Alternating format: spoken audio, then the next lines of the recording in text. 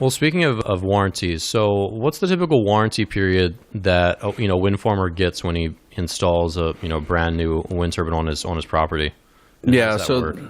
so the company that wants to install the developer, and so when the developer wants to install a new wind turbine site, typically the OEMs offer a warranty somewhere between 2 and 5 years. 5 years, I hear a lot more 5 years than I've heard in the past, but a 5 year tends to be a very typical warranty period.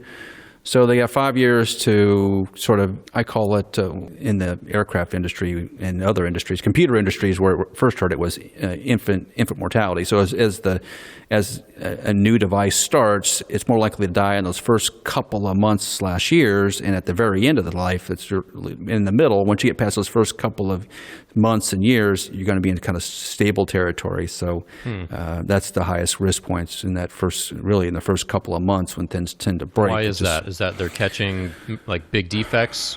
Yeah, you're manufacturing, or catching what? things. Yeah, you can catch things that are sort of manufacturing defects that you couldn't see. Like if you had some defect in the blade, you couldn't inspect, and then as you get it up, you start operating, and you put the loads in the blades, and obviously those defects get amplified. Same thing in electrical equipment.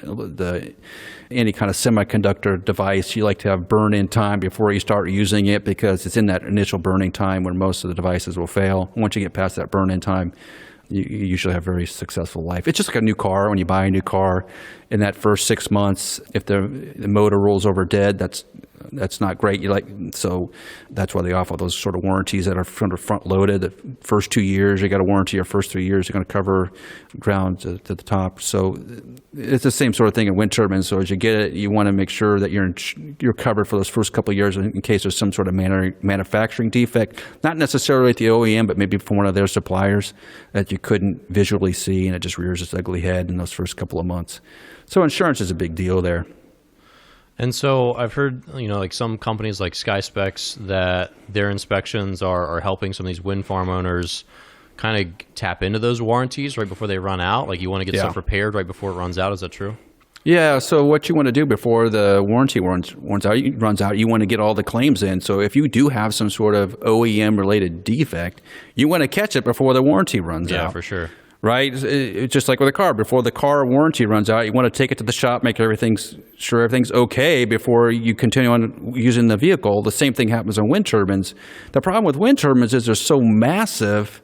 To do any thorough inspection, let's say you have 100 turbines, to do an inspection on 100 turbines would take normally a lot of time. So what happens is that the operators or owners, developers, depending who's owning it at the time or who's going to buy it, they want to do an inspection, so they would take samples so there's 100 turbines out there, they'll sample 5 and then extrapolate out and then come to some agreement with the insurance company about how much they're going to pay out.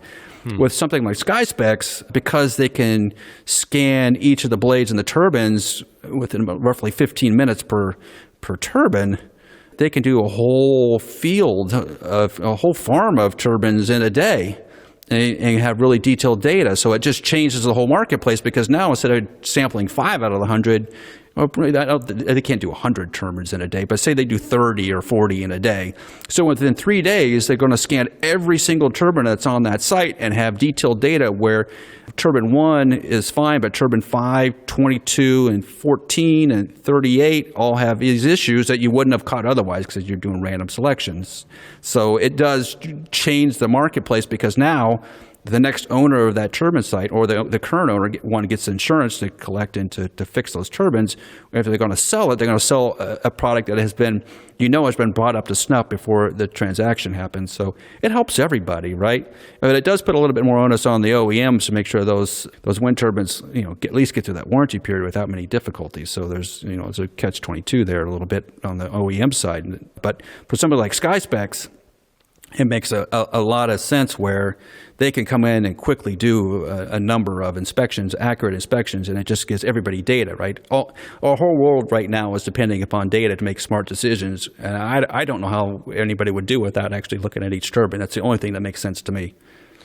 Yeah, no, that makes a lot of sense, and obviously the faster you can get them all assessed and get that process done, that's going to be way easier. Of course, I'm sure 5 years ago when there were no drone inspections, or 10 years ago, whenever it was a huge process. Like, let's get 100 men out on ropes and climb. Like, that's Yeah, not possible, right? Terrible process, yeah. Yeah, a couple of guys going down on ropes, and they're doing a visual inspection. They can't do nearly as much as a drone can do, especially from sky specs. Those things run so fast and take so much data.